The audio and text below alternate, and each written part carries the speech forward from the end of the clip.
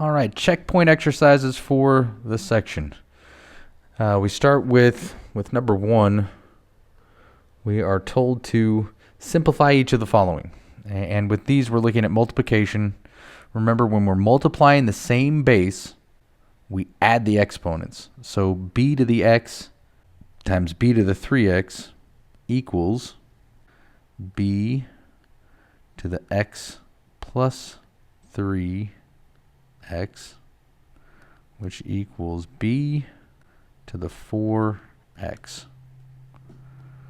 With part B, we're given negative 3y squared times 2y cubed.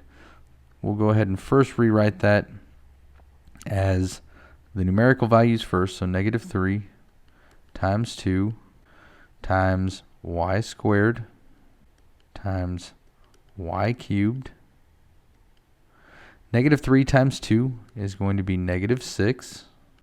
And then y squared times y cubed, again, same base, we add the exponents. So that's y to the 2 plus 3, which is y to the 5th. Now with this problem, part C, really we can leave it in exponent form. We just need to combine like terms first. So we have 5 squared and 5 to the 4th. So that's going to be 5 to the 2 plus 4, which is 5 to the 6th. And then 3 and 3 to the 4th, that's going to be 3 to the 1, because there's an invisible 1 with 3 as far as the exponent is concerned. So 3 to the 1 times 3 to the 4th is going to be 3 to the 1 plus 4, which equals 3 to the 5th. And we could go ahead, if we multiplied that all out, you would get that this value is 3,796,875. And either one of these is acceptable as a solution is concerned. And again, the principle of number 1 is when you're multiplying numbers with the same base, or values with the same base, you add the exponents. Now number 2, we're dealing with division instead of multiplication. And the rule with division is when you have the same base and you're dividing, you subtract the exponents. So 5 to the 8th over 5 to the 6th equals 5 to the 8 minus 6, which equals 5 squared. Or you could go ahead and write that out as 25. A to the 6th divided by a to the 5th, we have a to the 6 minus 5, which equals a to the 1, which just equals a.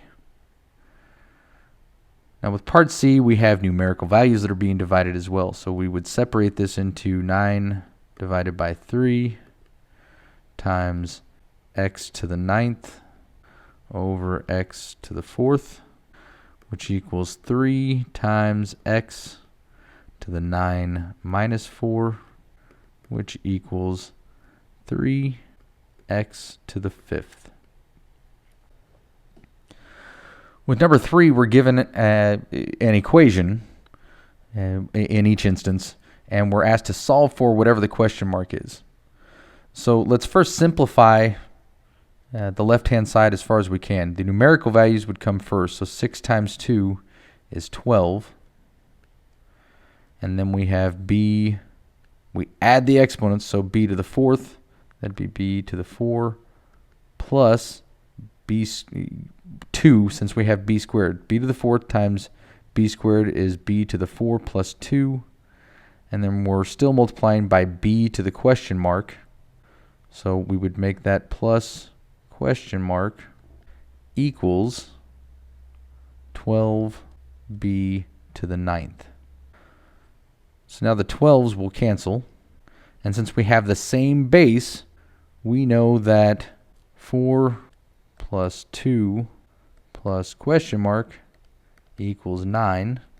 So 6 plus question mark equals 9. Subtract 6 from both sides, and we get that the question mark, the exponent that we're missing, is 3. Now with part B, we have 6 to the 5th over 6 to the question mark equals 2. So what do we do with exponents when we're dividing? just like we did with the actual numerical values on the other side, we subtract. So we know that this is going to yield 5 minus question mark equals 2. Well, 5 minus what equals 2? That's going to give us that the question mark equals 3. So the missing exponent is 3. Part 4a, things get a little more complicated because we're looking at variables both being multiplied and divided. So the first step is let's simplify the top and the bottom. The bottom is already simplified in this case, so let's simplify the top. First, we look at the numerical values. We put those out first. And let's go ahead and we'll write down our xy squared. So 6 times 2 we know is 12. Now we'll look at the x's. X squared times x. Well, that's x squared times x to the 1. We add the exponent, so we know that that's 12x. 2 plus 1 is 3. And then the y terms, y squared and y, that's 2 plus 1 again, which is going to be y cubed. Now we can go ahead and divide. There's no numerical value, so we're going to have 12 out front.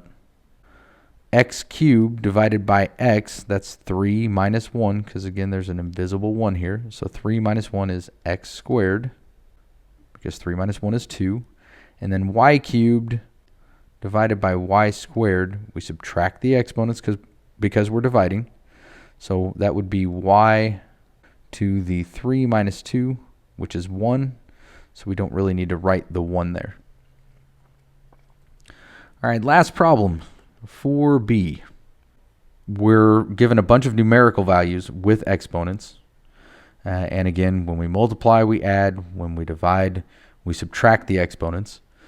There are no common terms on top or bottom, so this is just going to be a matter of subtracting the exponents. We have 2 to the 5th divided by 2 squared, so that's 5 minus 2. That's going to be 2 cubed. We have 3 squared and 3, so that's going to be 2 minus 1. So 3 to the 2 minus 1 is just 1. And then lastly, we have 6 to the 8th over 6 to the 7th. That's just going to be 6 because of the 8 minus 7 on the exponents. And we can leave it like that, or we could go ahead and multiply through. We know that 2 cubed is 8. 8 times 3 is 24. So we're looking at 24 times 6. And that is going to simplify to 144.